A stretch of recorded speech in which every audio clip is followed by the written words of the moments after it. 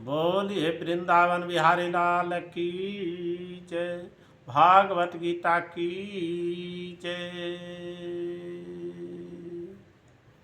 स निश्चयं योक्तवा योग अनिवार्जनि चेत्सा संकल्प प्रभावनम कमान तकवा सर्वान श्रेष्ठा मनसा एव इंद्रिये मार्मं विनम्यं समानतत। मनुष्य को चाहिए कि संकल्प तथा श्रद्धा के साथ योगाभ्यास में लगे और पक्ष से विचलित न हो। उसे चाहिए कि मनोधर्म से उत्पन्न समस्त इच्छाओं को निरपवाद रूप से त्याग दे। माने इस प्रकार मन के द्वारा सभी ओर से इंद्रियों को वश में करे। कहने का तात्पर्य है कि योगाभ्यास करने वालों को दृढ़ संकल्प होना चाहिए और उसे चाहिए कि बिना विचलित हुए धैर्यपूर्वक अभ्यास करे। अंत में उसकी सफलता निश्चित है।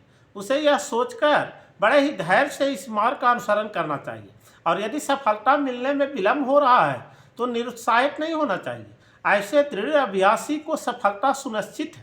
तो भक्ति योग के संबंध में रूप गोस्वामी का कथन है कि मनुष्य पूर्ण हृदय उत्साह और धैर्य तथा संकल्प के साथ भक्ति योग का पूर्ण रूपेण पालन भक्त के साथ रहकर निर्धारित कर्मों को करने तथा सत्कर्मों को में पूर्णता लगे रहने से कर सकता है। माने जहाँ तक संकल्प की बात है तो मनुष्य को चाहिए उसे गौरैया का आदर्श ग्रहण करे और जिसके सारे अंडे समुद्र के लहरों में मग्न हो गए थे। कहते हैं कि एक गौरैया ने समुद्र तट पर अंडे दिए किंतु विशाल समुद्र उन्हें अपने लहरों में समेट ले गया। तो इस पर गौरैया अत्यंत क्षुब्ध हुआ और उसने समुद्र से अंडे लौटा देने के लिए कहा, किंतु समुद्र ने उनकी प्रार्थना का कोई ध्यान नहीं दिया। अतः उसने समुद्र को सुखा डालने की ठान ली और वो अपनी नन्ही सी चोंच से समुद्र का पानी निकालने लगी।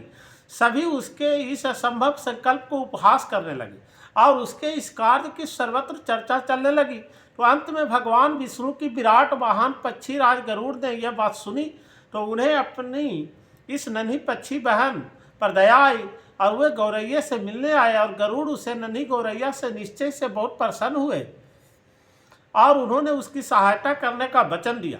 और गरुड़ ने तुरंत समुद्र से कहा कि वह उसकी अंडे लौटा दे, नहीं तो उसे स्वयं आने पड़ेगा। तो इससे समुद्र भयभीत हुआ और उसने अंडे लौटा दिए। तो वो गौरैया गरुड़ की कृपा से सुखी हो गई। तो इस प्रकार योग विशेषतः कृष्ण भावनामृत में भक्ति अत्यंत दुष्कर प्रतीत हो सकता है, किंतु जो कोई संकल्प के साथ नियमों का पालन करता है तो भगवान निश्चित रूप से उसकी सहायता करते हैं, क्योंकि जो अपनी सहायता आप करते हैं भगवान उनकी सहायता करते हैं। बोलिए वृंदावन बिहारी लाल की जय। जय जय श्री कृष्ण भगवान की जय। भागवत गीता की जय।